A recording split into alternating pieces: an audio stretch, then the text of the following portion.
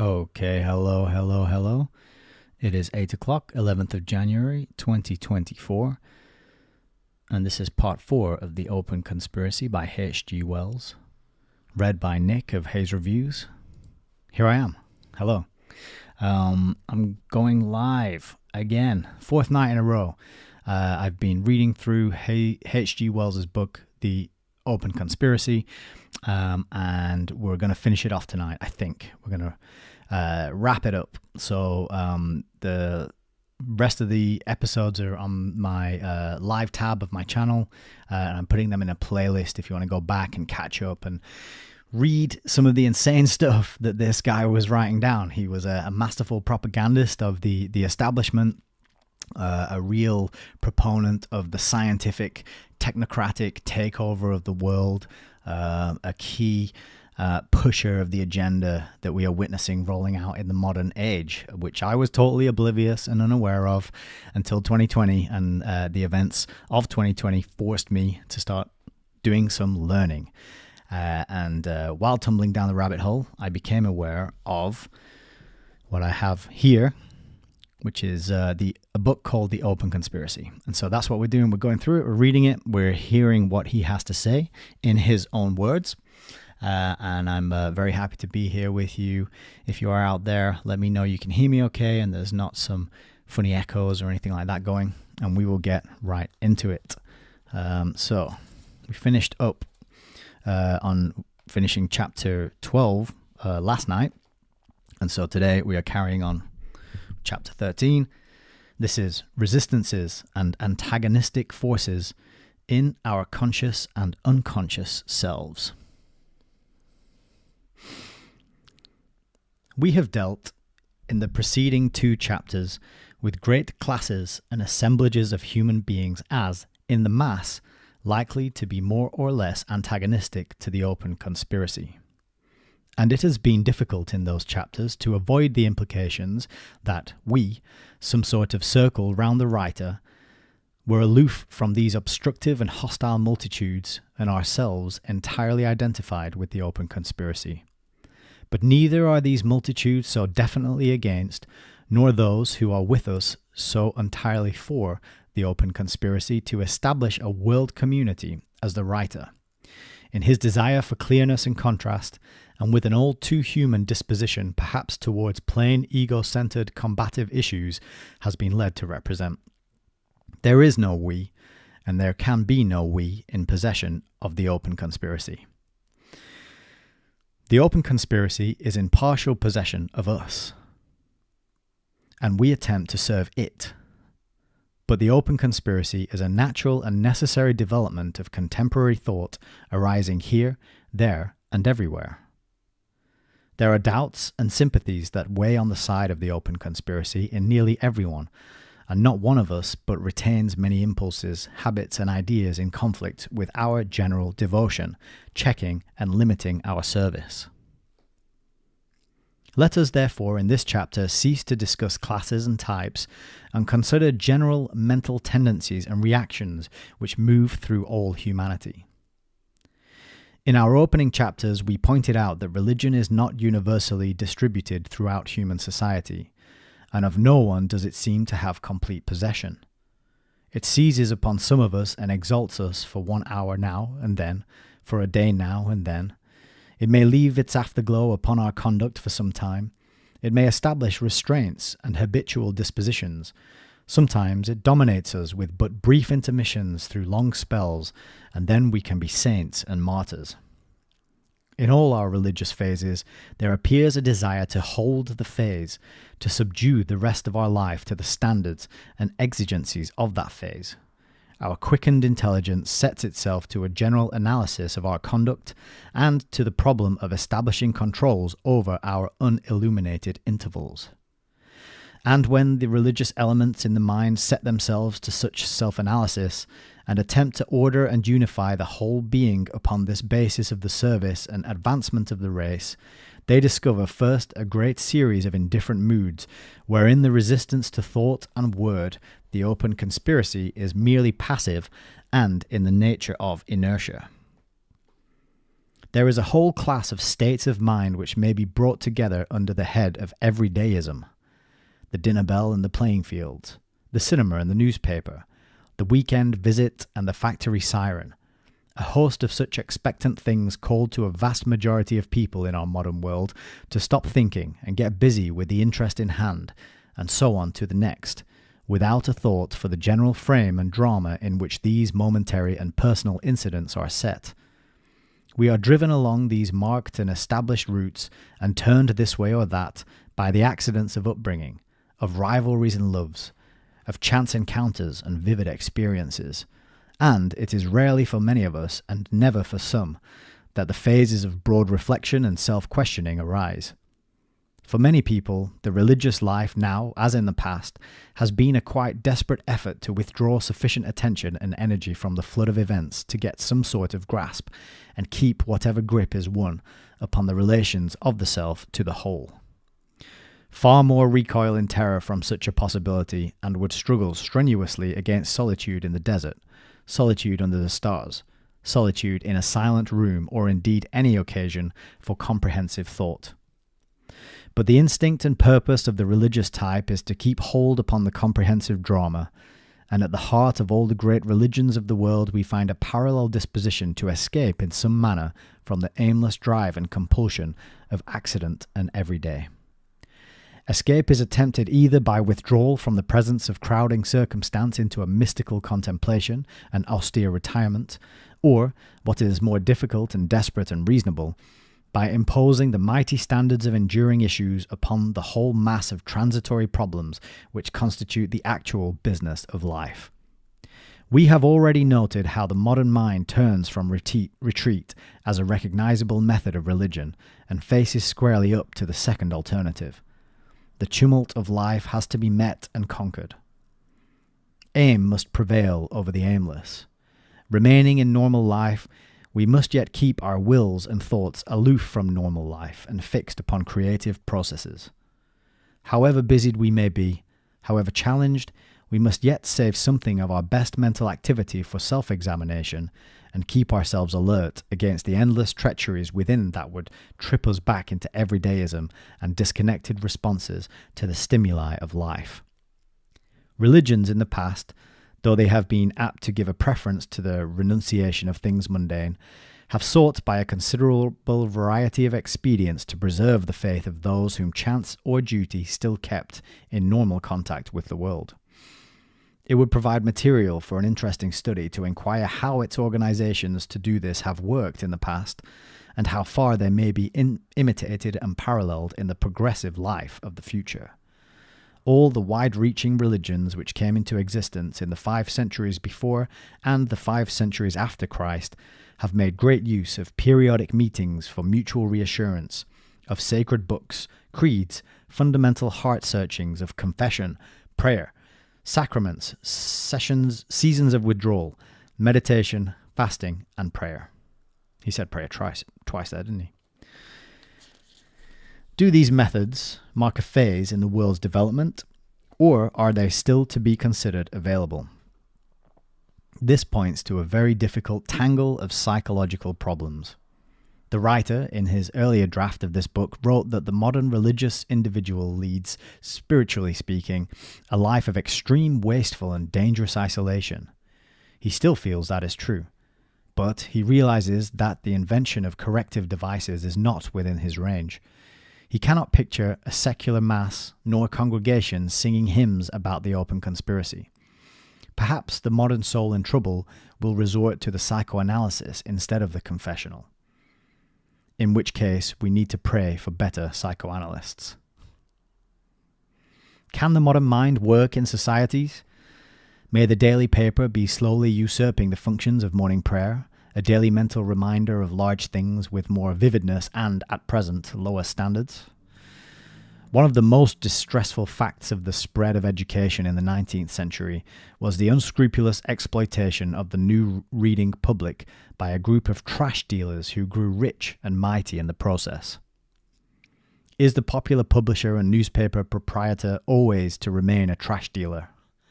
Or are we to see, in the future, publications taking at times some or all of the influence of revivalist movements, and particular newspapers rising to the task of sustaining a common faith in a gathering section of the public. The modern temple in which we shall go to meditate may be a museum. The modern religious house and its religious life may be a research organization. The open conspirator must see to it that the museums show their meaning plain. There may be not only literature presently, but even plays, shows, and music to subserve new ideas instead of trading upon tradition. It is plain that to read and be moved by great ideas and to form good resolutions with no subsequent reminders and moral stock-taking is not enough to keep people in the way of the open conspiracy. The relapse to everydayism is too easy. The contemporary open conspirator may forget, and he has nothing to remind him. He may relapse, and he will hear no reproach to warn him of his relapse. Nowhere has he recorded a vow.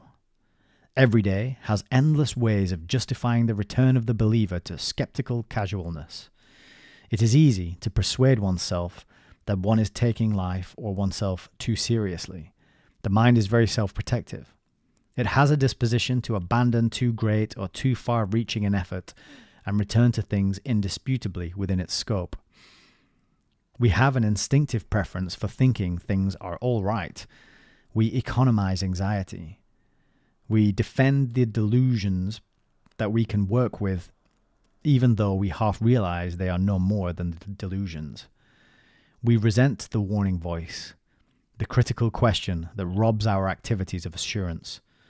Our everyday moods are not only the antagonists of our religious moods, but they resent all outward appeals to our religious moods, and they welcome every help against religious appeals. We pass very readily from the merely defensive to the defensive-aggressive, and from refusing to hear the word that might stir our consciences to a vigorous effort to suppress its utterance. Churches, religious organizations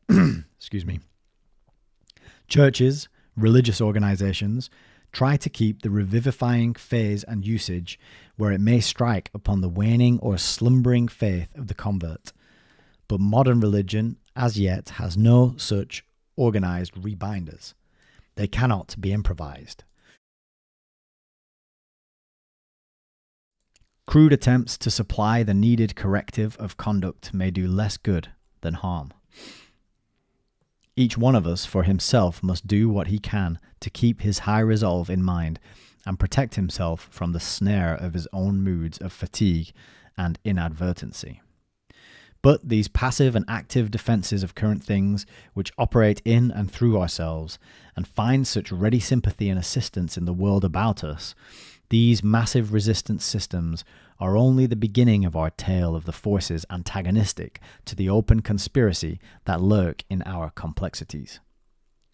Men are creatures with other faults quite beyond and outside our common disposition to be stupid, indolent, habitual, and defensive. Not only have we active, creative impulses, but also acutely destructive ones. Man is a jealous animal. In youth and adolescence, egotism is extravagant. It is natural for it to be extravagant then, and there is no help for it. A great number of us at that stage would rather not see a beautiful or wonderful thing come into existence than have it come into existence disregarding us. Something of that jealous malice, that self-assertive ruthlessness, remains in all of us throughout life. At his worst, man can be an exceedingly combative, malignant, mischievous, and cruel animal. None of us are altogether above the possibility of such phases.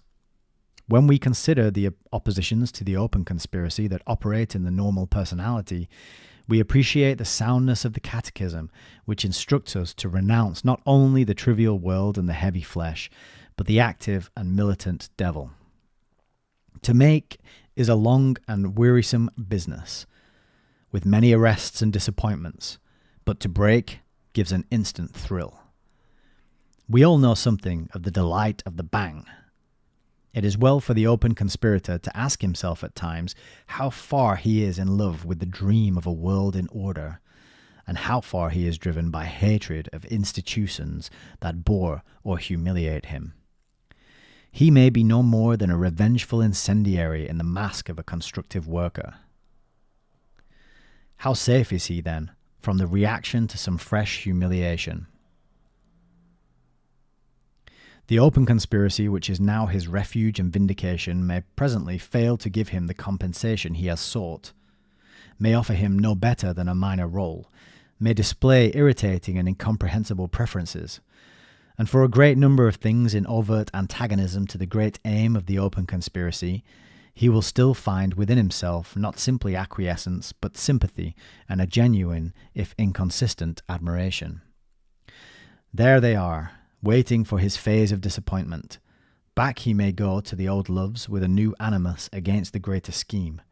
He may be glad to be quit of prigs and humbugs, and back among the good fellowship of nothing in particular. Man has pranced a soldier in reality and fancy for so many generations that few of us can altogether release our imaginations from the brilliant pretensions of flags, empire, patriotism, and aggression. Businessmen, especially in America, seem to feel a sort of glory in calling even the underselling and over-advertising of rival enterprises fighting. Pill vendors and public departments can have their wars, their heroisms, their desperate mischiefs, and so get that Napoleonic feeling. The world and our reveries are full of the sentimentalities, the false glories and loyalties of the old combative traditions, trailing after them, as they do, so much worth and virtue in a dulled and stupefied condition. It is difficult to resist the fine gravity, the high self-respect, the examples of honour and good style in small things, that the military and naval services can present to us, for all that they are now no more than noxious parasites upon the nascent world commonweal. In France, not a word may be said against the army. In England, against the navy. There will be many open conspirators at first who will scarcely dare to say that word even to themselves. But all of these obsolete values and attitudes with which our minds are cumbered must be cleared out if the new faith is to have free play. We have to clear them out not only from our own minds, but from the minds of others who are to become our associates. The finer and more picturesque these obsolescent loyalties, obsolescent standards of honour, obsolescent religious associations may seem to us, the more thoroughly must we seek to release our minds and the minds of those about us from them and cut off all thoughts of a return. We cannot compromise with these vestiges of the ancient order and be faithful servants of the new. Whatever we retain of them will come back to life and grow again. It's no good to operate for cancer unless the whole growth is removed. Leave a crown about, and presently you will find it being worn by someone resolved to be a king. Keep the name and image of a god without a distinct museum label, and sooner or later you will discover a worshipper on his knees to it, and be lucky not to find a human sacrifice upon the altar. Wave a flag and it will wrap about you. Of yourself even more than of the community is this true. These can be no half measures. You have not yet completed your escape to the open conspiracy from the cities of the plain, while it is still possible for you to take a single backward glance. All right. 14. The open conspiracy begins as a movement of discussion, explanation, and propaganda. A new and happier world, a world community, is awakening, within the body of the old order, to the possibility of its emergence. Our phrase, the open conspiracy, is merely a name for that awakening. To begin with, the open conspiracy is necessarily a group of ideas. It is a system of modern ideas which has been growing together in the last quarter of the century, and particularly since the war.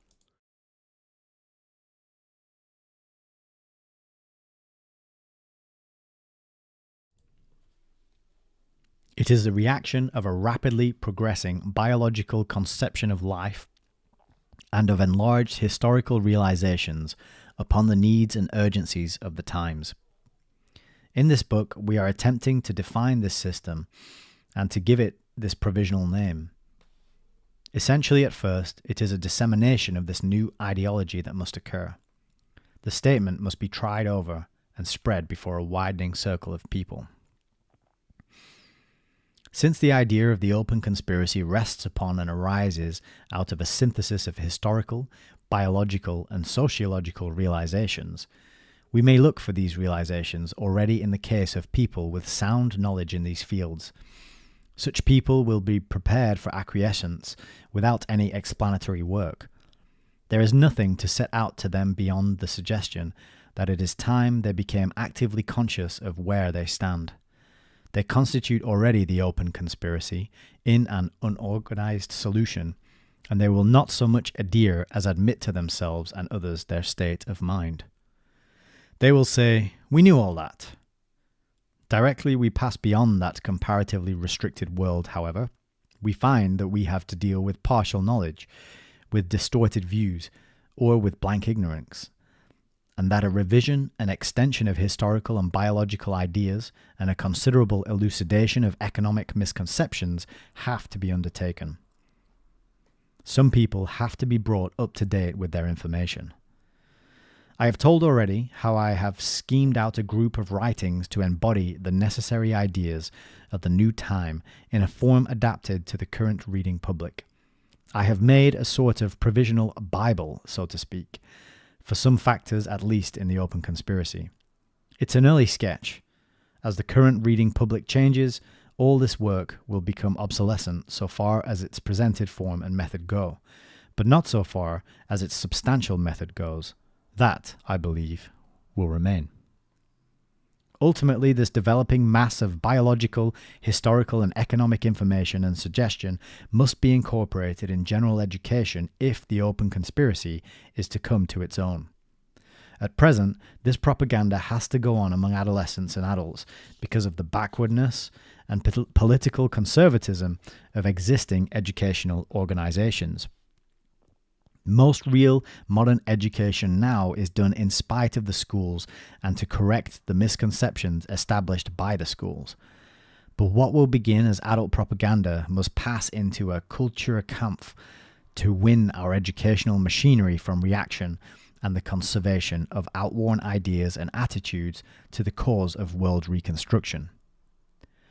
The open conspiracy itself can never be imprisoned and fixed in the form of an organization, but everywhere open conspirators should be organizing themselves for educational reform.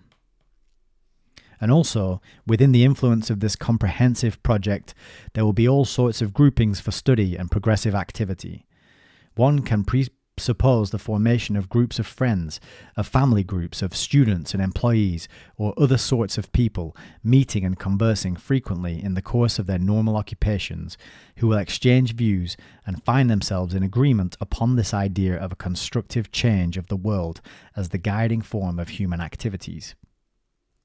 Fundamentally important issues upon which unanimity must be achieved from the outset are, firstly, the entirely provisional nature of all existing governments and the entirely provisional nature, therefore, of all loyalties associated therewith.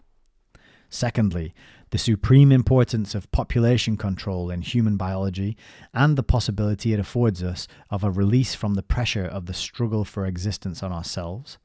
And, thirdly, the urgent necessity of protective resistance against the present traditional drift towards war.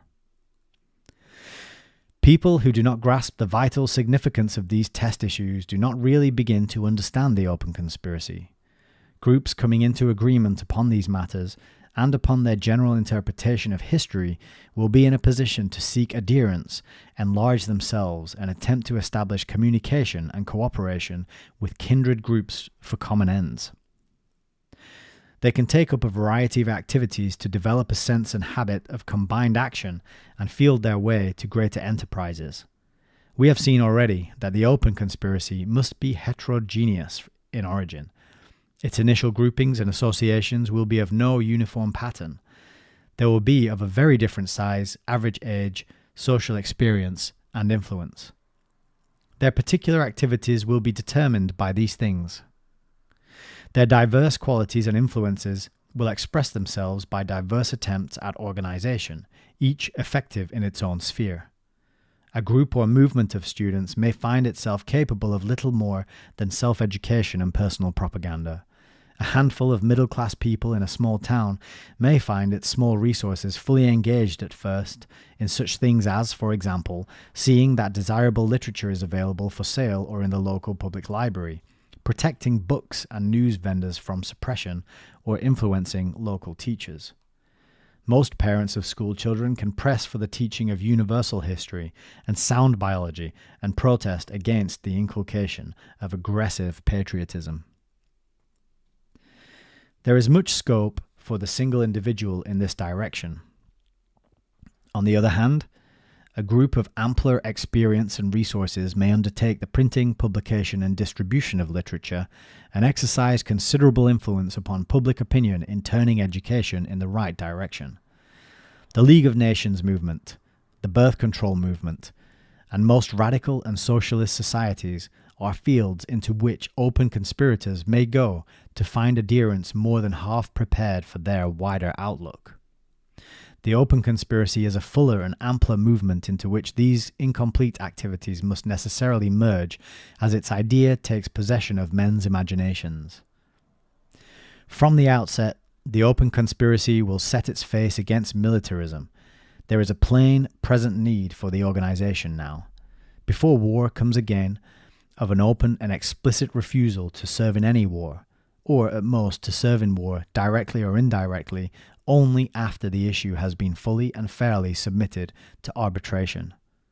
The time for a conscientious objection to war service is manifestly before and not after the onset of war.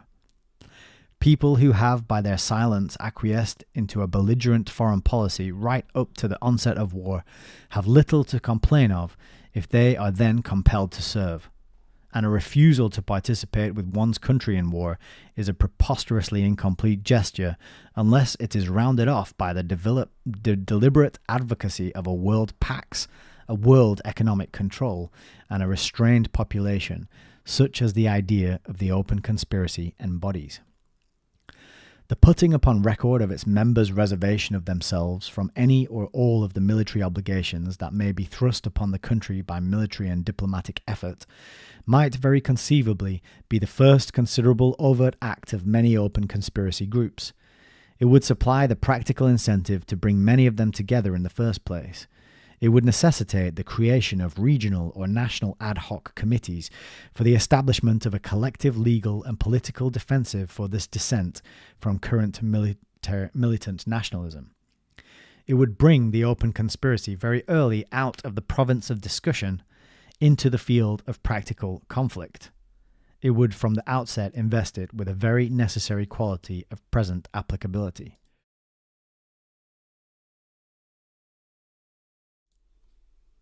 The anticipatory repudiation of military service, so far as this last may be imposed by existing governments in their factitious international rivalries, need not necessarily involve a denial of the need of military action on behalf of the world commonweal for the suppression of nationalist brigandage. Nor need it prevent the military training of open conspirators. It is simply the practical form of assertion that the normal militant diplomacy and warfare of the present time are offences against civilization, processes in the nature of brigandage, sedition, and civil war, and that serious men cannot be expected to play anything but a role of disapproval, non-participation, or active prevention towards them. Our loyalty to our current government, we would intimate, is subject to its sane and adult behaviour. These educational and propagandist groups drawing together into an organized resistance to militarism and to the excessive control of individuals by the makeshift governments of today constitute at most only the earliest and more elementary grade of the open conspiracy, and we will presently go on to consider the more specialized and constructive forms its effort must evoke. Before doing so, however, we may say a little more about the structure and method of these possible initiatory groupings. Since they are bound to be different and miscellaneous in form, size, quality, and ability, any early attempts to organize them into common general action or even into regular common gatherings are to be deprecated. There should be many types of groups. Collective action had better, for a time, perhaps for a long time, be undertaken not through the merging of groups, but through the formation of ad hoc associations for definitely specialized ends, all making for the New World civilization. Open conspirators will come into these associations to make a contribution very much as people come into limited liability companies, that is to say, with a subscription and not with their whole capital.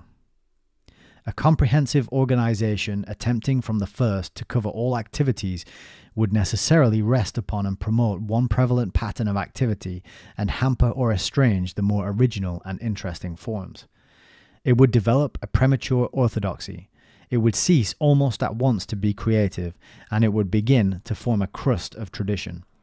It would become ankylosed. With the dreadful examples of Christianity and communism before us, we must insist that the idea of the open conspiracy ever becoming a single organization must be dismissed from the mind. It is a movement, yes, a system of purposes, but its end is a free and living, if unified, world. At the utmost, 7 broad principles may be stated as defining the open conspiracy and holding it together, and it is possible even of these, one, the 7th, may be, if not too restrictive, at least unnecessary. To the writer it seems unavoidable because it is so intimately associated with that continual dying out of tradition upon which our hopes for an unencumbered and expanding human future rest. 1. The complete assertion, practical as well as theoretical, of the provisional nature of existing governments and of our acquiescence in them. 2. The resolve to minimize by all available means the conflicts of these governments, their militant use of individuals and property, and their interferences with the establishment of a world economic system. 3. The determination to replace private, local, or national ownership of at least credit, transport, and stable production by a responsible world directorate serving the common ends of the race. 4. The practical recognition of the necessity for world biological controls, for example, of population and disease. 5. The support of a minimum standard of individual freedom and welfare in the world. And 6. The supreme duty of subordinating the personal career to the creation of a world directorate capable of these tasks and to the general advancement of human knowledge, capacity, and power. 7. The admission therewith that our immortality is conditional and lies in the race and not in our individual selves.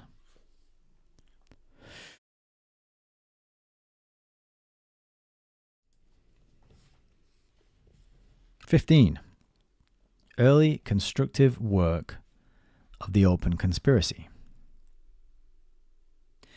In such terms, we may sketch the practicable and possible opening phase of the open conspiracy. We do not present it as a movement initiated by any individual or radiating from any particular center. In this book, we are not starting something. We are describing and participating in something which has started. It arises naturally and necessarily from the present increase of knowledge and the broadening outlook of many minds throughout the world, and gradually it becomes conscious of itself. It is reasonable, therefore, to anticipate its appearance all over the world in sporadic, mutually independent groupings and movements, and to recognize not only that they will be extremely various, but that many of them will trail with them racial and regional habits and characteristics, which will only be shaken off as its cosmopolitan character becomes imperatively evident. The passage from the partial anticipations of the open conspiracy that already abound everywhere to its complete and completely self-conscious statement may be made by almost imperceptible degrees. Today, it may seem no more than a visionary idea. Tomorrow, it may be realized as a worldwide force of opinion and will. People will pass with no great inconsistency from saying that the open conspiracy is impossible to saying that it has always been plain and clear to them, that to this fashion they have shaped their lives as long as they can remember. In its opening phase, in the day of small things, Quite minor accidents may help or delay the clear definition and popularization of its main ideas. The changing pattern of public events may disperse or concentrate attention upon it, or it may win the early adherence of men of exceptional resources, energy, or ability. It is impossible to foretell the speed of its advance. Its development may be slower or faster, direct or devious, but the logic of accumulating realizations thrusts it forward, will persist in thrusting it on, and sooner or later it will be discovered, conscious and potent, the working religion of most sane and energetic people. Meanwhile, our supreme virtues must be faith and persistence. So far, we have considered only two of the main activities of the open conspiracy, the one being its propaganda of confidence in the possible world commonweal, and the other its immediate practical attempt to systematize resistance to militant and competitive imperialism and nationalism. But such things are merely its groundwork undertakings. They do no more than clear the site and make the atmosphere possible for its organized, constructive efforts. Directly, we turn to that. We turn to questions of special knowledge, special effort, and special organization. Let us consider first the general advancement of science, the protection and support of scientific research, and the diffusion of scientific knowledge.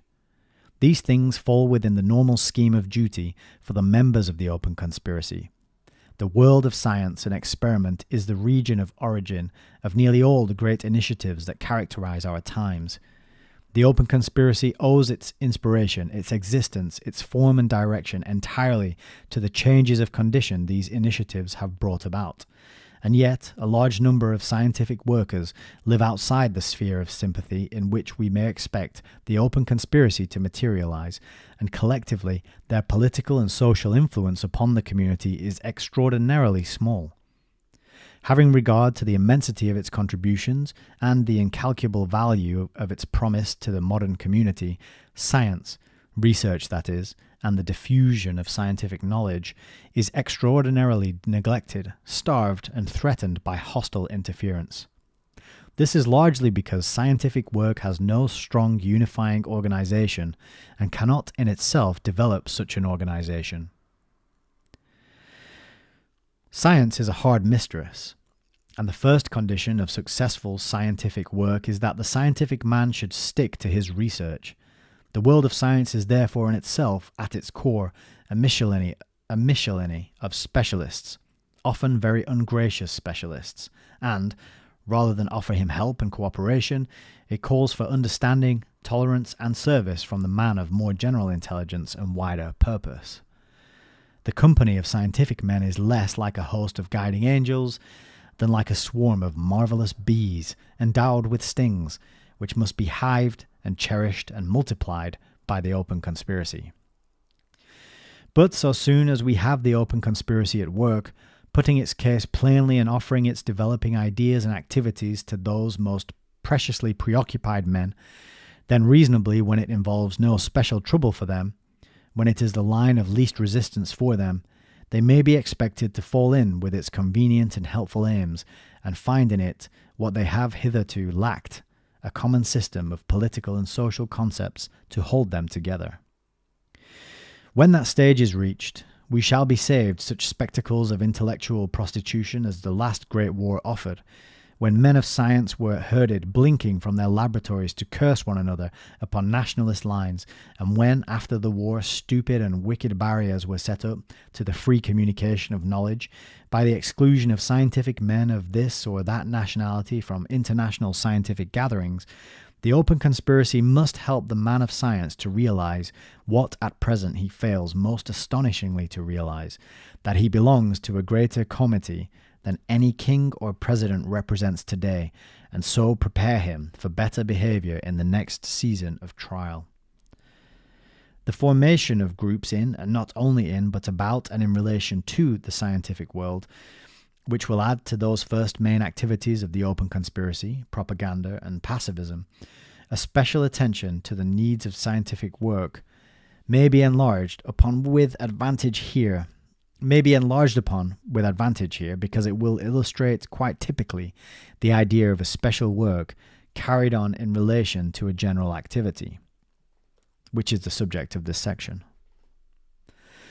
The open conspiracy extends its invitation to all sorts and conditions of men, but the service of scientific progress is for those only who are specially equipped or who are sufficiently interested to equip themselves. For scientific work, there is first of all a great need of endowment and the setting up of laboratories, observatories, experimental stations, and the like in all parts of the world. Numbers of men and women capable of scientific work never achieve it for want of the stimulus of opportunity afforded by endowment. Few contrive to create their own opportunities. The essential man of science is very rarely an able collector or administrator of money, and anyhow, the detailed work of organization is a grave call upon his special mental energy.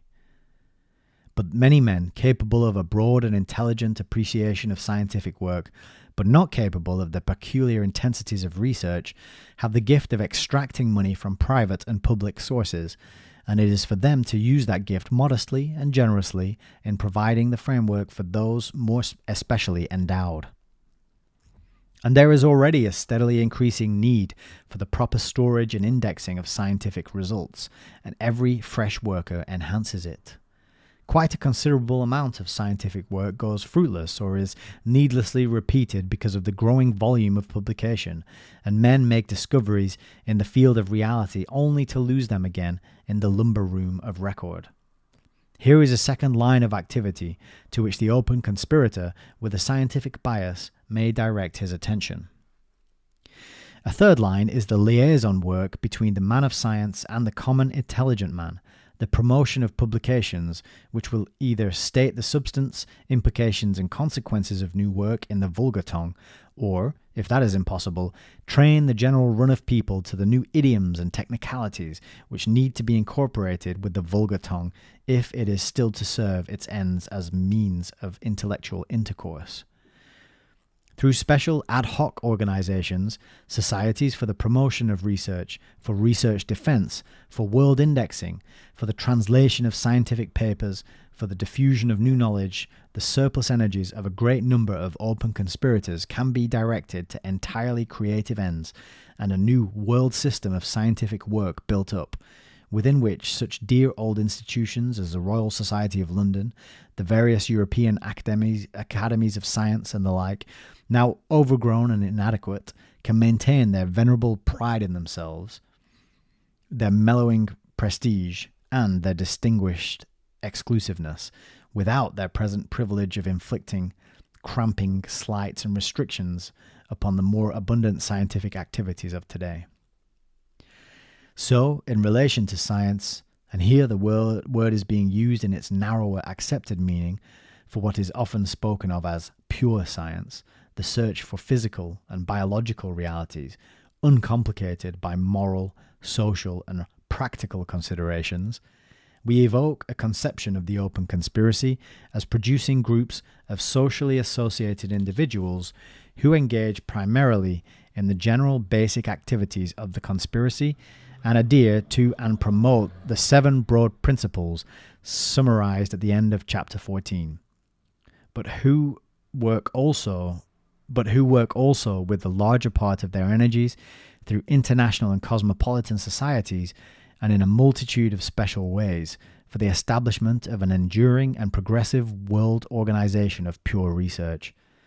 They will have come to this special work because their distinctive gifts, their inclinations, their positions and opportunities have indicated it as theirs.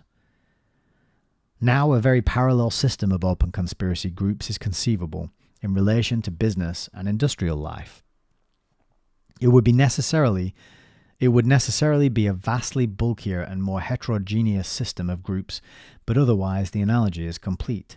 Here we imagine those people whose gifts, inclinations, positions, and opportunities as directors, workers, or associates give them an exceptional insight into and influence in the processes of producing and distributing commodities, can also be drawn together into groups within the open conspiracy. But these groups will be concerned with the huge and more complicated problems of the processes by which even now the small isolated individual adventures in production and trading that constituted the economic life of former civilizations are giving place to larger, better instructed, better planned industrial organizations whose operations and combinations become at last worldwide. The amalgamations and combinations, the substitution of large-scale businesses for multitudes of small-scale businesses, which are going on now, go on with all the cruelty and disregards of a natural process. If a man is to profit and survive, these unconscious blunderings, which now stagger towards but which may never attain world organization, must be watched, controlled, mastered, and directed. As uncertainty diminishes, the quality of adventure and the amount of waste diminish also, and large speculative profits are no longer possible or justifiable.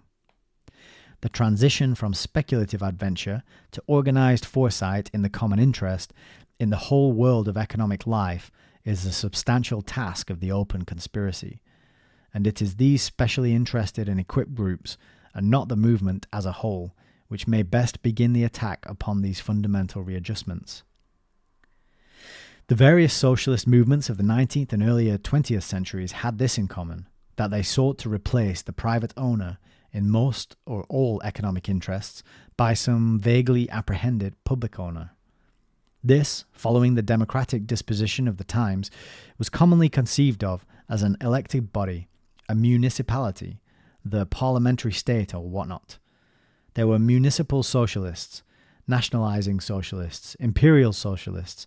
In the mystic teachings of the Marxist, the collective owner was to be the dictatorship of the proletariat. Production for profit was denounced.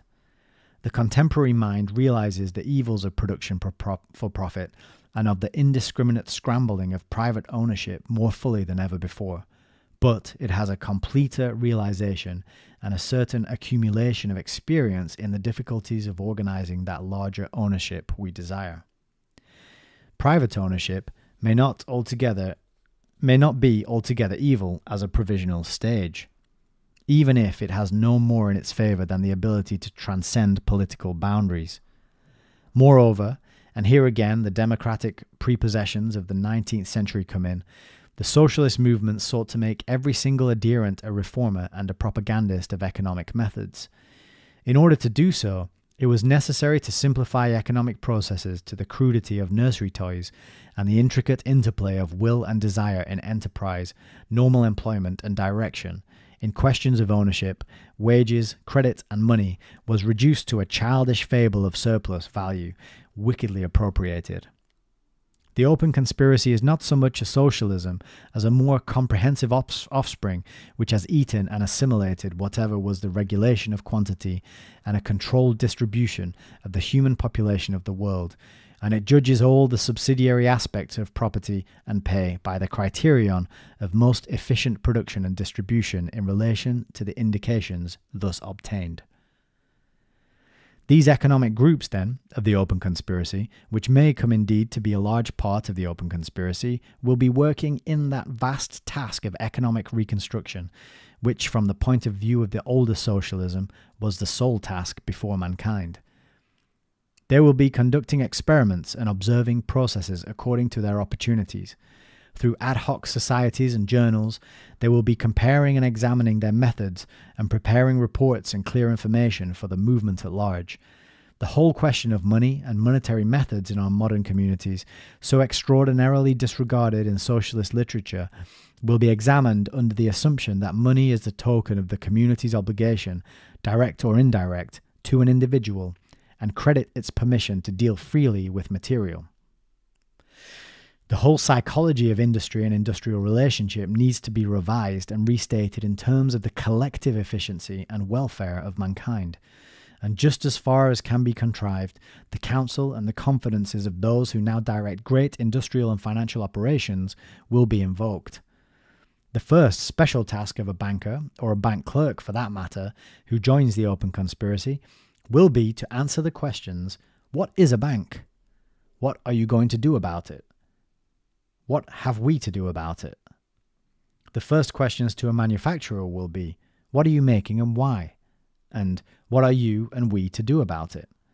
Instead of the crude proposals to expropriate and take over by the state of the primitive socialism, the open conspiracy will build up an encyclopedic conception of the modern economic complex as a labyrinthine pseudo-system, progressively eliminating waste and working its way along multitudinous channels towards unity, towards clarity of purpose and method, towards abundant productivity and efficient social service.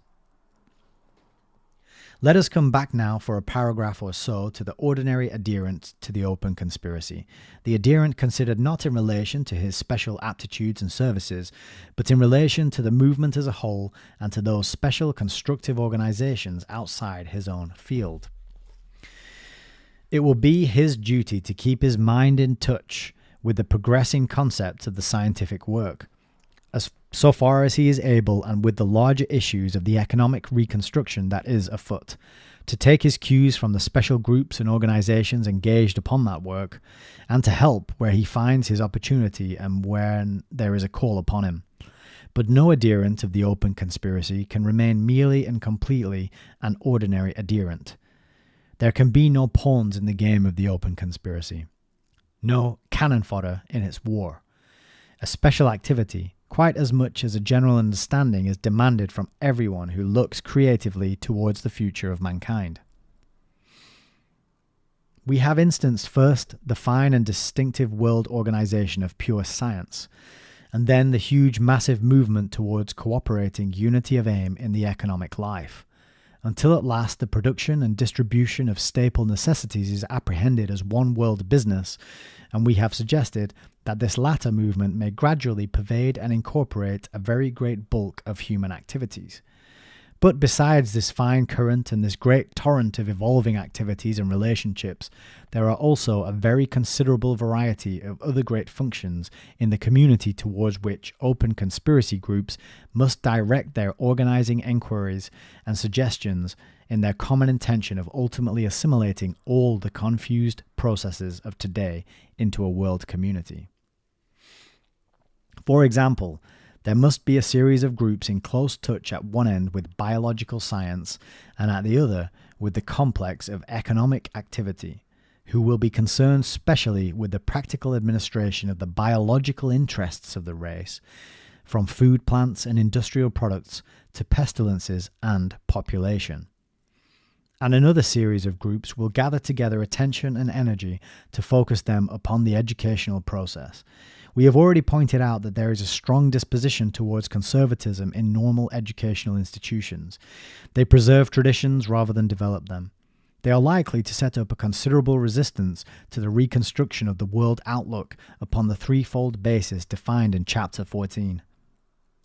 This resistance must be attacked by special societies, by the establishment of competing schools, by help and promotion for enlightened teachers, and, wherever the attack is incompletely successful, it must be supplemented by the energetic diffusion of educational literature for adults upon modern lines. The forces of the entire movement may be mobilized in a variety of ways to bring pressure upon reactionary schools and institutions. A set of activities correlated with most of the directly creative ones will lie through existing political and administrative bodies. The political work of the open conspiracy must be conducted upon two levels and by entirely different methods. Its main political idea, its political strategy, is to weaken, efface, incorporate, or supersede existing governments. But there is also a tactical diversion of administrative powers and resources to economic and educational arrangements of a modern type. Because a country or a district is inconvenient as a division and destined to ultimate absorption in some more comprehensive and economical system of government, that is no reason why its administration should not be brought meanwhile into working cooperation with the development of the open conspiracy. Free trade nationalism in power is better than high tariff nationalism, and pacifist party liberalism better than aggressive party patriotism.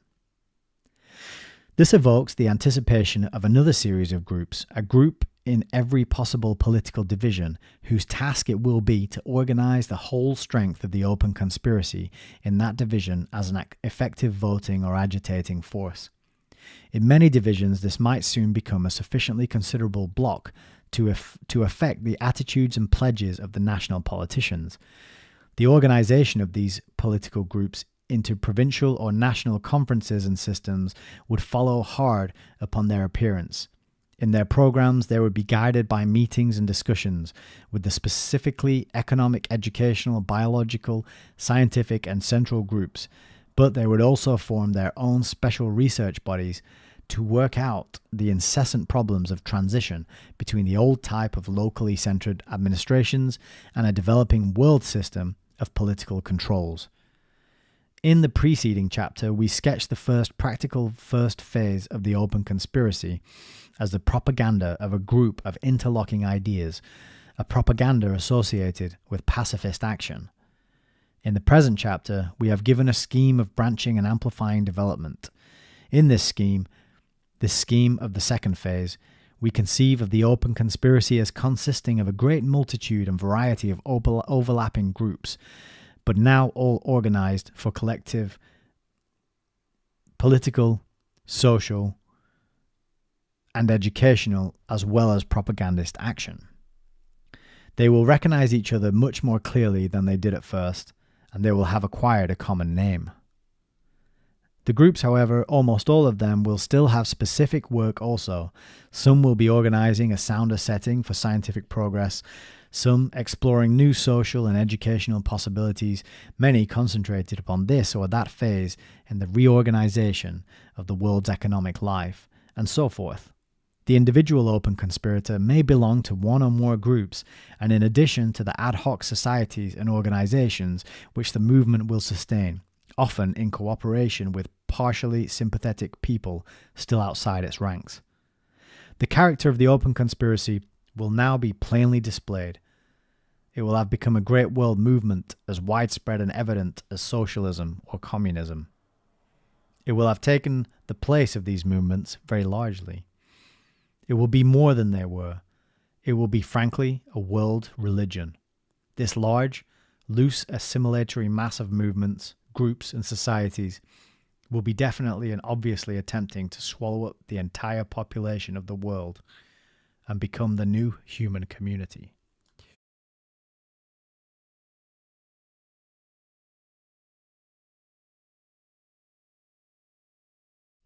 Whew, creepy stuff. All right, let's continue. Got a tickly throat, so excuse me for that. 16. Existing and developing movements which are contributory to the open conspiracy and which must develop a common consciousness. The parable of the Provender Island. And Our Elephant. Thank you very much, brother. Nice to have you here. Thank you for watching. A suggestion has already been made in an earlier chapter of this essay which may perhaps be expanded here a little more. It is that there already exist in the world a considerable number of movements in the industry, in political life, in social matters, in education, which point in the same direction as the open conspiracy and are inspired by the same spirit. It will be interesting to discuss how far some of these movements may not become confluent with others, and by a mere process of logical completion identify themselves consciously with the open conspiracy in its entirety.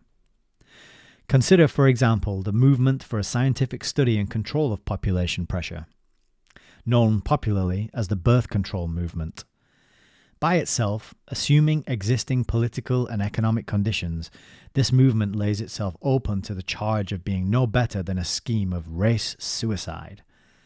If a population in some area of high civilization attempts to restrict, increase, organize its economic life upon methods of maximum individual productivity, and impose order and beauty upon its entire territory, that region will become irresistibly attractive to any adjacent festering mass of low-grade, highly reproductive population. The cheap humanity of the one community will make a constant attack upon the other, affording facile servility, prostitutes, toilers, hand labour, tariffs against sweated products, restriction of immigration, tensions leading at last to a war of defensive massacre are inevitable. The conquest of an illiterate, hungry, and incontinent multitude may be almost as disastrous as defeat for the selector race. Indeed, one finds that in discussion, the propagandists of birth control admit that their project must be universal or dysgenic. But yet, quite a number of them do not follow up these admissions to their logical consequences, produce the lines, and continue the curves until the complete form of the open conspiracy appears. It will be the business of the early open conspiracy propagandists to make them do so and to install groups and representatives at every possible point of vantage in this movement. And similarly, the now very numerous associations for world peace halt in alarm on the edge of their own implications. World peace remains a vast aspiration until there is some substitute for the present competition of states for markets and raw material, and some restraint upon population pressure. League of Nations societies and all forms of pacifist organization are either futile or insincere until they come into line with the complementary propositions of the open conspiracy. The various socialist movements, again, are partial projects professing at present to be self-sufficient schemes. Most of them involve a pretense that national and political forces are intangible phantoms and that the primary issue of population pressure can be ignored. They produce one woolly scheme after another for transferring the property in this, that, or the other economic plant and interest from bodies of shareholders and company promoters to gangs of politicians or syndicates of workers to be steered to efficiency. It would seem by pillars of cloud by day and pillars of fire by night. The Communist Party has trained a whole generation of disciples to believe that the overthrow of a vaguely apprehended capitalism is the simple solution of all human difficulties. No movement ever succeeded so completely in substituting phases for thought. In Moscow, communism has trampled capitalism underfoot for 10 eventful years and still finds all the problems of social and political construction before it. But as soon as a socialist or communist can be got to realize that his repudiation of private monopolization is not a complete program, but just a preliminary principle, he is ripe for the ampler concepts of the modern outlook. The open conspiracy is the natural inheritor of socialist and communist enthusiasms. It may be in control of Moscow before it is control of New York. The open conspiracy may achieve the more or less complete amalgamation of all the radical impulses of the Atlantic community of today, but its scope is not confined to the variety of sympathetic movements which are brought to mind by that loose word radical. In the past 50 years or so, while socialists and communists have been denouncing the current processes of economic life in the same invariable phrases and with the same undiscriminating animosity, these processes have been undergoing the profoundest and most interesting changes. While socialist thought has recited its phrase with witty rather than substantial variations, 1,000 times as many clever people have been busy upon industrial, mercantile, and financial processes. The socialist still reiterates that this greater body of intelligence has been merely seeking private gain, which has just as much truth in it as is necessary to make it an intoxicating lie. Everywhere, competitive businesses have been giving way to amalgamated enterprises, marching towards monopoly, and personally owned businesses to organizations so large as to acquire more and more the character of publicly responsible bodies.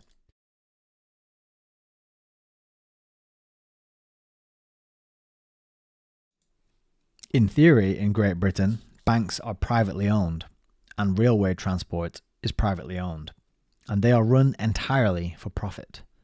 In practice, their profit-making is austerely restrained, and their proceedings are all the more sensitive to public welfare because they are outside the direct control of party politicians. Now, this transformation of business, trading, and finance has been so multitudinous and so rapid as to be still largely unconscious of itself. Intelligent men have gone from combination to combination and extended their range year by year without realizing how their activities were enlarging them to conspicuousness and responsibility. Economic organization is even now only discovering itself for what it is. It has accepted incompatible existing institutions to its own great injury. It has been patriotic and broken its shins against the tariff walls its patriotism has raised to hamper its own movements. It has been imperial and found itself taxed to the limits of its endurance, controlled by antiquated military and naval experts, and crippled altogether. The younger, more vigorous intelligences in the great business directorates of today are beginning to realize the uncompleted implications of their enterprise. A day will come when the gentlemen who are trying to control the oil supplies of the world without reference to anything else except as a subsidiary factor in their game will be considered to be quaint characters. The ends of big business must carry big business into the open conspiracy, just as surely as every other creative and broadly organizing movement is carried. Now, I know that to all this urging towards a unification of constructive effort, a great number of people will be disposed to a reply which will, I hope, be less popular in the future than it is at the present time. They will assume first an expression of great sagacity and elderly air. Then, smiling gently, they will ask whether there is not something preposterously ambitious in looking at the problem of life as one whole. Is it not wiser to concentrate our forces on more practicable things, to attempt one thing at a time, not to antagonize the whole order of established things against our poor desires, to begin tentatively, to refrain from putting too great a strain upon people, to trust to the growing common sense of the world to adjust this or that line of progress to the general scheme of things? Far better accomplish something definite here and there than challenge a general failure. That is, they declare, how reformers in creative things have gone on in the past. That is how they are going on now, muddling forward in a mild and confused and partially successful way. Why not trust them to go on like that? Let each man do his bit, with a complete disregard of the logical interlocking of progressive effort to which I have been drawing attention. Now, I must confess that, popular as this style of argument is, it gives me so tedious a feeling that rather than argue against it in general terms, I will resort to a parable. I will relate the story of the pig on Provender Island. There was, you must understand, only one pig on Provender Island, and heaven knows how it got there. Whether it escaped or swam ashore, or was put ashore from some vessel suddenly converted to vegetarianism, I cannot imagine. At first it was the only mammal there. But later on, 3 sailors and a very small but observant cabin boy were wrecked there, and after subsisting for a time on shellfish and roots, they became aware of this pig. And simultaneously, they became aware of a nearly intolerable craving for bacon. The eldest of the 3 sailors began to think of a ham he had met in his boyhood, a beautiful ham, for which his father had had the carving knife specially sharpened. The second of the 3 sailors dreamed repeatedly of a roast loin of pork he had eaten at his sister's wedding, and the third's mind ran on chitterlings. I know not why. They sat about their meagre fire, and conferred and expatiated upon these things until their mouths watered and the shellfish turned to water within them. What dreams came to the cabin boy are unknown, for it was their custom to discourage his confidences. But he sat apart brooding, and was at last moved to speech. "Let us hunt that old pig," he said, "and kill it." Now it may have been because it was the habit of these sailors to discourage the cabin boy and keep him in his place, but anyhow, for whatever reason it was, all 3 sailors set themselves with one accord to oppose that proposal. "Who spoke of killing the pig?" said the eldest sailor loudly, looking round to see if by any chance the pig was within hearing. "Who spoke of killing the pig?" You're the sort of silly young devil who jumps at ideas and hasn't no sense of difficulties. What I said was am. All I want is just a am to go with my roots and sea salt. One am. The left am. I don't want the right one, and I don't propose to get it. I've got a sense of proportion and a proper share of humour, and I know my limitations. I'm a sound, clear-headed, practical man. Am is what I'm after, and if I can get that, I'm prepared to say quits and let the rest of the pig alone. Who's for joining me in a left am unt? A simple, reasonable left am unt, just to get one left am. Nobody answered him directly, but when his voice died away, the next sailor in order of seniority took up the tale. That boy, he said, will die of swelled head, and I pity him. My idea is to follow up the pig and get hold of a loin chop. Just simply a loin chop. A loin chop is good enough for me. It's feasible. Much more feasible than a great am. Here we are. We've got no gun, we've got no wood of a sort to make bows and arrows, we've got nothing but our clasp knives, and that pig can run like hell. It's ridiculous to think of killing that pig, but if one didn't trouble him, if one kind of got into his confidence and crept near him and just quietly and insidiously went for his loin, just sort of as if one was tickling him, one might get a loin chop almost before he knew of it. The third sailor sat crumpled up and downcast with his lean fingers tangled in his shock of hair. Chitterlings, he murmured. Chitterlings. I don't even want to think of the pig. And the cabin boy pursued his own ideas in silence, for he deemed it unwise to provoke his elders further. On these lines it was the three sailors set about the gratifying of their taste for pork, each in his own way, separately and sanely and modestly, and each had his reward. The first sailor, after weeks of patience, got within arm's length of the pig and smacked that coveted left ham loud and good, and felt success was near. The other two heard the smack and the grunt of dismay half a mile away, but the pig, in a state of astonishment, carried the ham out of reach there and then, and that was as close as the first sailor ever got to his objective. The roast loin hunter did no better. He came upon the pig asleep under a rock one day and jumped upon the very loin he desired. But the pig bit him deeply and septically, and displayed so much resentment that the question of a chop was dropped forthwith and never again broached between them. And thereafter the arm of the second sailor was bandaged and swelled up and went from bad to worse. And as for the third sailor, it is doubtful whether he even got wind of a chitterling from the start to the finish of this parable. The cabin boy, pursuing notions of his own, made a pitfall for the whole pig, but as the others did not help him, and as he was an excessively small, though shrewd cabin boy, it was a feeble and insufficient pitfall, and all it caught was the hunter of chitterlings who was wandering distraught. After which the hunter of chitterlings became a hunter of cabin boys, and the cabin boy's life, for all his shrewdness, was precarious and unpleasant. He slept only in snatches, and learned the full bitterness of insight misunderstood. When at last a ship came to Provender Island and took off the three men and the cabin boy, the pig was still bacon intact, and quite gay and cheerful, and all four castaways were in a very emaciated condition, because at that season of the year shellfish were rare and edible roots were hard to find, and the pig was very much cleverer than they were in finding them and digging them up, let alone digesting them. From which parable it may be gathered that a partial enterprise is not always wiser or more hopeful than a comprehensive one.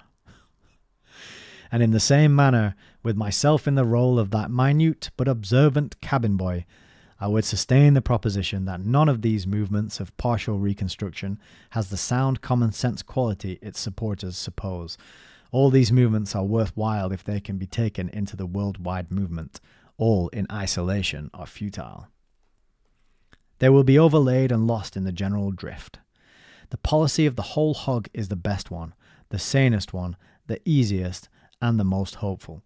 If sufficient men and women of intelligence can realize that simple truth and give up their lives to it, mankind may yet achieve a civilization and power and fullness of life beyond our present dreams. If they do not, frustration will triumph, and war and violence and a drivelling waste of time and strength and desire, more disgusting even than war, will be the lot of our race down through the ages to its emaciated and miserable end. For this little planet of ours is quite off the course of any rescue ships, if the will in our species fails.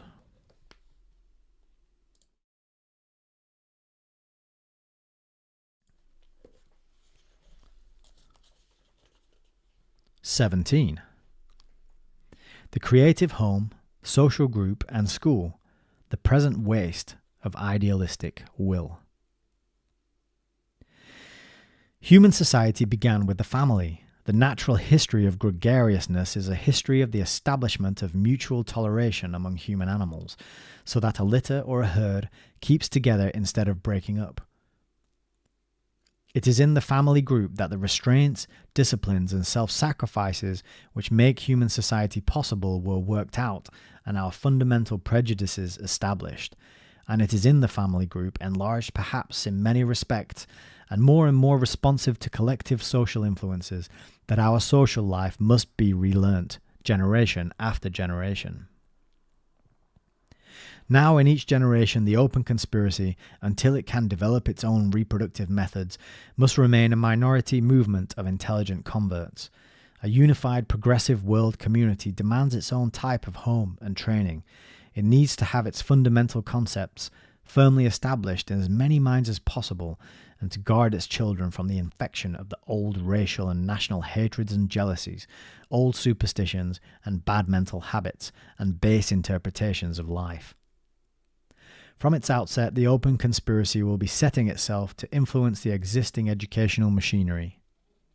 But for a long time it will find itself confronted in school and college by powerful religious and political authorities determined to set back the children at the point or even behind the point from which their parents made their escape.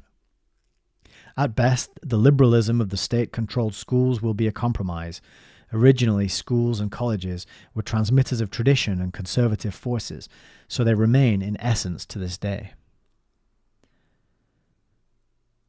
Organized teaching has always aimed and will always tend to guide, train, and direct the mind. The problem of reconstructing education so as to make it a releasing instead of a binding process has still to be solved.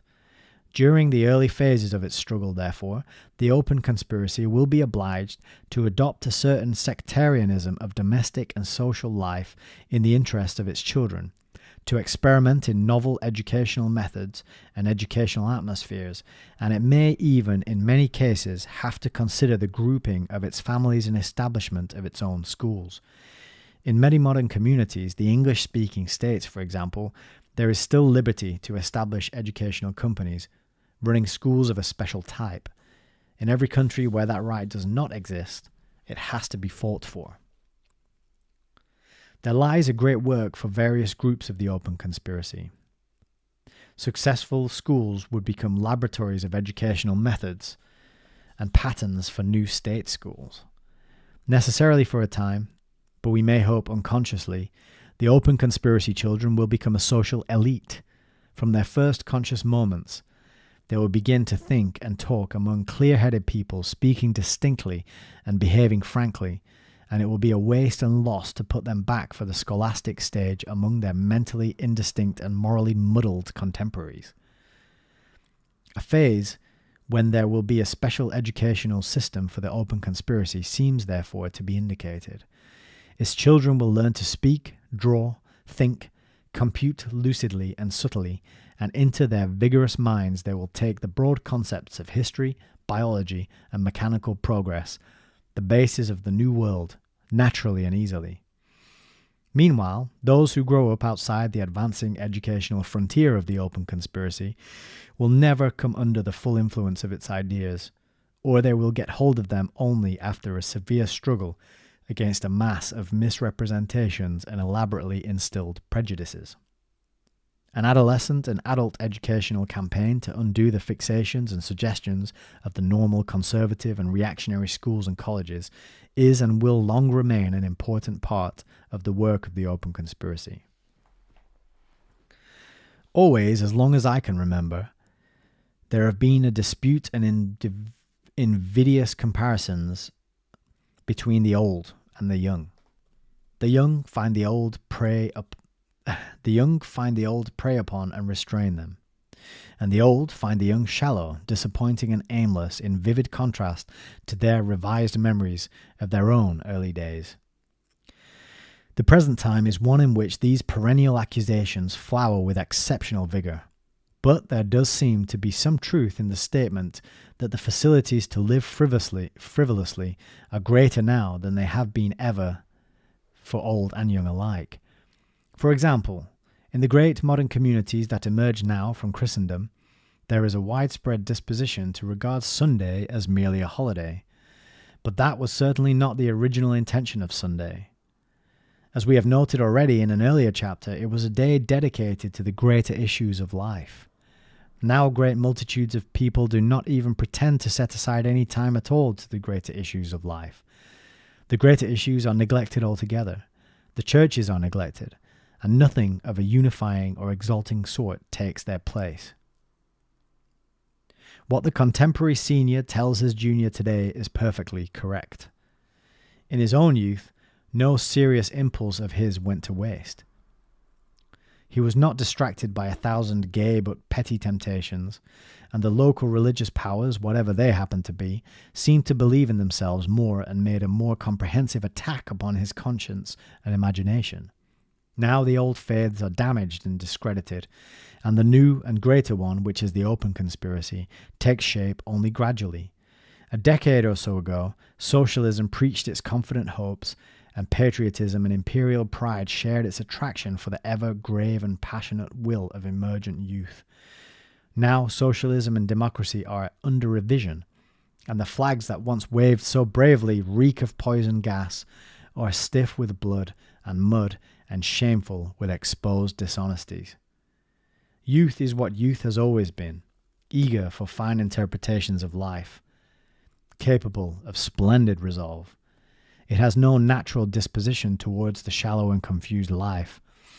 Its demand, as ever, is, "What am I to do with myself?" But it comes up out of its childhood today into a world of ruthless exposures and cynical pretensions. We are all a little ashamed of earnestness. The past 10 years have seen the shy and powerful idealism of youth at a loss, and dismayed and ashamed as perhaps it has never been before. It is in the world still, but masked, hiding even from itself in a world of small excitements and futile defiant depravities. The old flags and faiths have lost their magic for the intelligence of the young. They can command it no more. It is in the mighty revolution to which the open conspiracy directs itself that the youth of mankind must find its soul, if ever it is to find its soul again.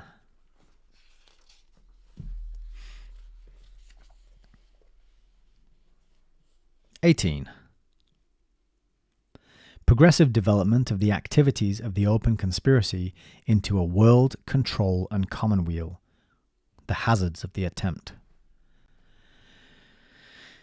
We have now sketched out in these blueprints the methods by which the confused radicalism and constructive forces of the present time can, and probably will be drawn together about a core of modernized religious feeling into one great and multifarious creative effort. A way has been shown by which this effort may be developed from a mere propagandist campaign and a merely resistant protest against contemporary militarism into an organized foreshadowing in research, publicity, and experiment in educational, economic, and political reconstructions of that Pax Mundi which has become already the tantalized desire of great multitudes throughout the world. These foreshadowings and reconstructions will ignore and transcend the political boundaries of today. They will continually become more substantial as project passes into attempt and performance. In phase after phase, and at point after point, therefore, the open conspiracy will come to grips with the powers that sustain these boundaries. And it will not be merely topographical boundaries that will be passed. The open conspiracy will also be dissolving and repudiating many existing restrictions upon conduct and many social prejudices. The open conspiracy proposes to end and shows how an end may be put to that huge substratum of underdeveloped, undereducated, subjugated, exploited, and frustrated lives upon which such civilization as the world has known hitherto has rested, and upon which most of our social systems still rest.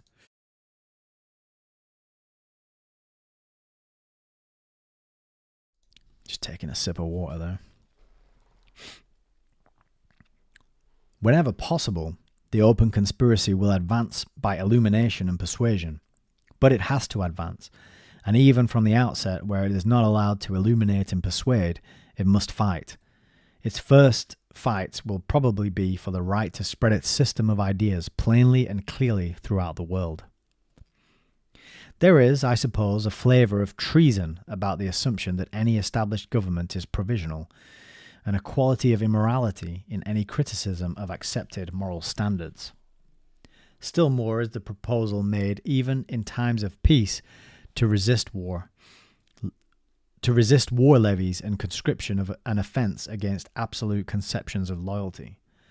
But the ampler wisdom of the modern Atlantic communities, already touched by premonitions of change and futurity, has continually enlarged the common liberties of thought from some generations, and it is doubtful if there will be any serious resistance to the dissemination of these views and the early organization of the open conspiracy in any of the English-speaking communities or throughout the British Empire, in the Scandinavian countries, or in such liberal-minded countries as Holland, Switzerland, Republican Germany, or France. France, in the hasty years after the war, submitted to some repressive legislation against the discussion of birth control or hostile criticism of the militarist attitude. But such a check upon mental freedom is altogether contrary to the clear and open quality of the French mind. In practice, it has already been effectively repudiated by such writers as Victor Marguerite, and it is unlikely that there will be any effective suppression of the opening phases of the open conspiracy in France. This gives us a large portion of the existing civilized world in which men's minds may be readjusted to the idea that their existing governments are in the position of trustees for the greater government of the coming age. Throughout these communities, it is conceivable that the structural lines of the world community may be materialized and established with only minor struggles, local boycotts, vigorous public controversies, normal legislative obstruction, social pressure, and overt political activities. Police, jail, expulsions, and so forth, let alone outlawry and warfare, may scarcely be brought into this struggle upon the high civilized level of the Atlantic communities. But where they are brought in, the open conspiracy, to the best of its ability and the full extent of its resources, must become a fighting force and organize itself upon resistant lines. Non-resistance, the restriction of activities to moral suasion, is no part of the program of the open conspiracy. In the face of unscrupulous opposition, creative ideas must become aggressive, must define their enemies and attack them. By its own organizations or through the police and military strength of governments amenable to its ideas, the movement is bound to find itself fighting for open roads, open frontiers, freedom of speech, and the realities of peace in regions of oppression. The open conspiracy rests upon a disrespect for nationality, and there is no reason why it should tolerate noxious or obstructive governments because they hold their own in this or that patch of human territory. It lies within the power of the Atlantic communities to impose peace upon the world and secure unimpeded movement and free speech from end to end of the earth. This is a fact on which the open conspiracy must insist. The English-speaking states, France, Germany, Holland, Switzerland, the Scandinavian countries, and Russia, given only a not very extravagant frankness of understanding between them and a common disposition towards the ideas of the open conspiracy, could cease to arm against each other and still exert enough strength to impose disarmament and a respect for human freedom in every corner of the planet. It is fantastic pedantry to wait for all the world to accede before all the world is pacified and policed. The most inconsistent factor in the liberal and radical thought of today is its prejudice against the interference of highly developed modern states in the affairs of less stable and less advanced regions. This is denounced as imperialism and regarded as criminal. It may have assumed grotesque and dangerous forms under the now decaying traditions of national competition. But as the merger of the Atlantic states proceeds, the possibility and necessity of bringing areas of misgovernment and disorder under world control increase. A great war like the War of 1914 to 1918 may never happen again. The common sense of mankind may suffice to avert that, but there is still much actual warfare before mankind, on the frontiers everywhere, against brigands, against ancient loyalties and traditions, which will become at last no better than excuses for brigandage and obstructive exaction. All the weight of the open conspiracy will be on the side of the world order and against that sort of local independence which holds back its subject people from the citizenship of the world. But in this broad prospect of far-reaching political amalgamations under the impulses of the open conspiracy lurk 1,000 antagonisms and adverse chances, like the unsuspected gullies and ravines and thickets in a wide and distant landscape. We know not what unexpected chasms may presently be discovered. The open conspirator may realize that he is one of an advancing and victorious force, and still find himself outnumbered and outfought in his own particular corner of the battlefield. No one can yet estimate the possible strength of reaction against world unification. No one can foresee the extent of the divisions and confusions that may arise among ourselves. The ideas in this book may spread about without any serious resistance in most civilized countries, but there are still governments under which the persistent expression of such thoughts will be dealt with as crimes and bring men and women to prison, torment, and death. Nevertheless, they must be expressed. While the open conspiracy is no more than a discussion, it may spread unopposed because it is disregarded. As a mainly passive resistance to militarism, it may still be tolerable. But as its knowledge and experience accumulate and its organization becomes more effective and aggressive, as it begins to lay hands upon education, upon social habits, upon business developments, as it proceeds to take over the organization of the community, it will marshal not only its own forces, but its enemies.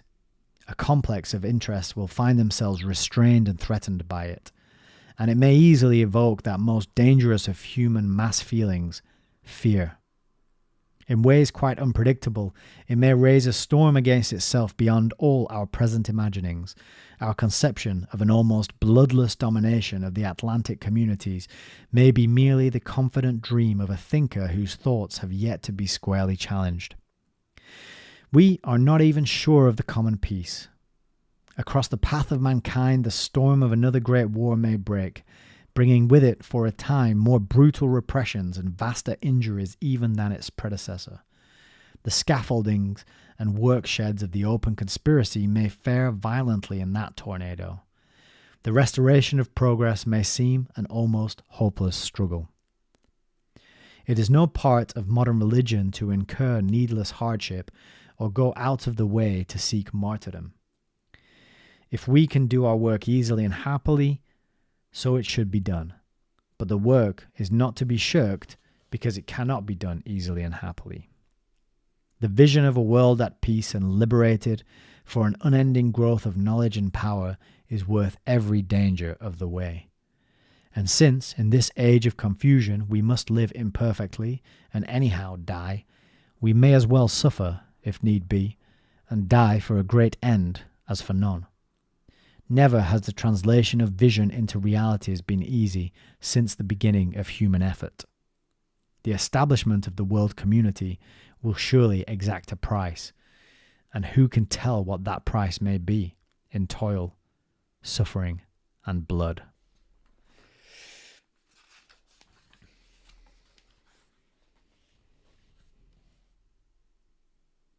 "19.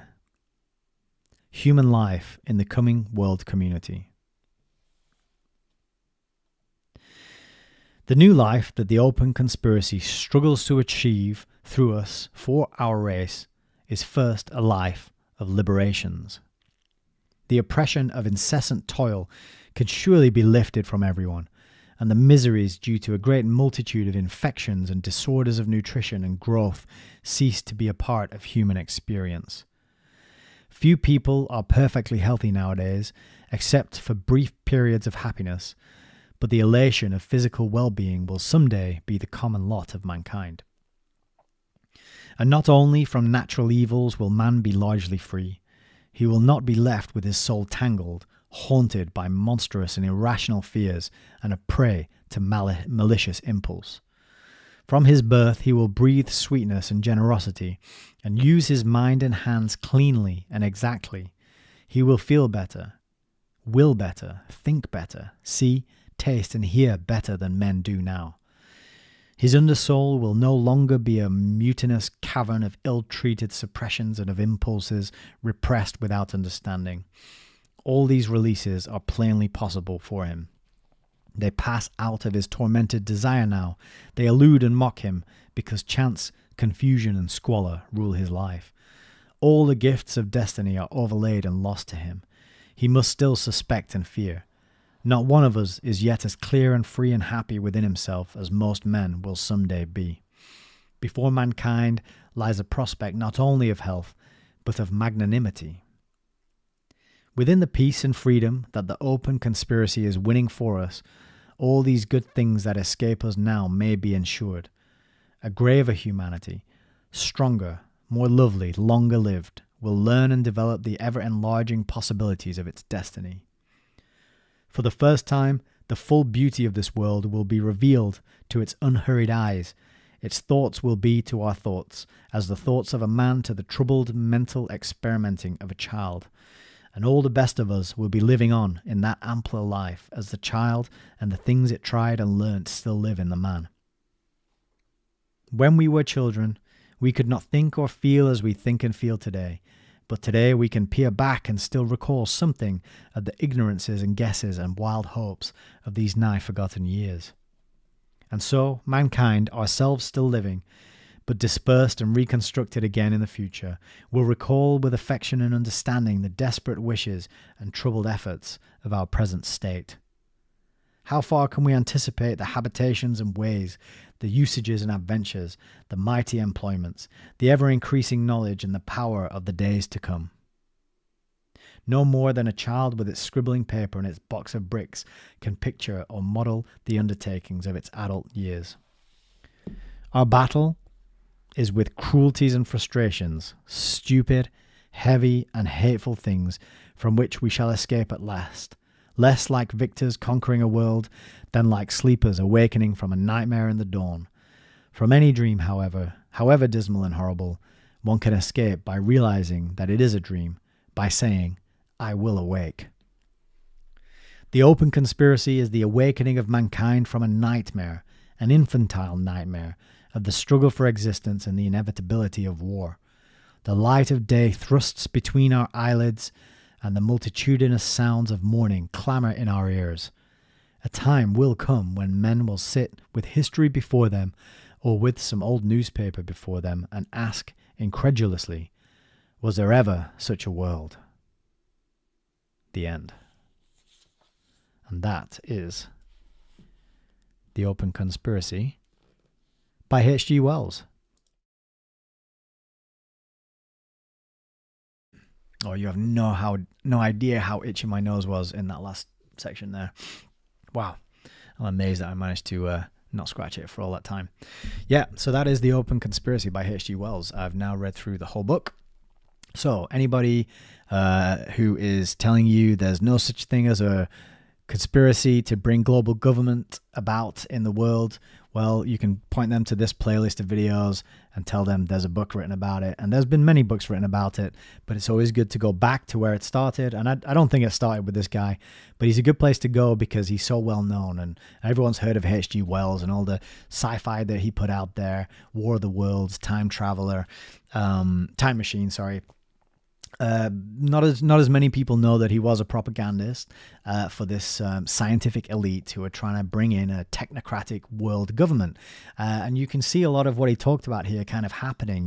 Getting people, moving people away from Christianity, and getting people to disidentify with their governments and their nations and their cultural and traditional identities as based on geographical regions. This churning out of world citizens and this transforming of young people and students, particularly in the countries that he talks about here, into training them to be world citizens, to be welcoming and opening of their borders, and let everybody into our country, and everyone come here and live here, and it'll all be peaceful and happy, and we'll all be calm and wonderful, and this family of everybody mixed in together, right? So it's a pretty short book. That was 93 pages, I think. Quite punchy, and it's a good introductory text to this idea of New World Order, to the studies of the sort of machinations of the agendas that are out there, that are written in books, that many people have made documentaries and podcasts and TV shows about and tried to tell us about in the past. It is not theoretical when you have a book right there from 1933 laying the plan out in plain English. Well, not so plain English, actually. Some of those sentences were really hard to read. And I learned a few new words there that I'm going to have to go back and look up. It took me by surprise when I was reading them. But anyway, this has been my experiment, reading through a book for you, my wonderful audience. If you've got any feedback, any comments, any suggestions, I would love to hear them. You can always leave a comment. That's the best way to get in touch. I'm very blessed to have a small and intimate audience, which means I can respond to everybody individually, which is a really nice place to be. So any further requests or feedback, how I could improve these, or if you found this useful or valuable, please let me know. Underneath the video, there is a link to my Telegram group. And in the Telegram group, that's where I announce my live streams beforehand. And it's also where I put some polls to ask you, the viewer, the listener, if what book you want me to do next. And so I've got a poll on there at the minute, and it's got 3 books in it, which I'm asking people to vote on to let me know what they want me to read next now that we're done with the Open Conspiracy. So if you're interested in having a say in what I do here and getting involved, that's a really good place to do it. Get onto Telegram. There's a lot of good information there. It's still very free of censorship, so you can get a really good wide variety of information and groups and plenty of stuff going on there. It's a good place to be, and that's why I'm there. So we've got 4 people watching. People are starting to trickle out as we wrap this up. I thank you all for being here. This has been a really good experience the last few nights. It's the first time I've done anything like this. So let's see if I feel like doing anything like this again. But in the meantime, just thank you for being here. Take care. Look after yourself. We're heading into the weekend. Enjoy that. And I will see you around on the next video, the next book review, the next live stream. Take care.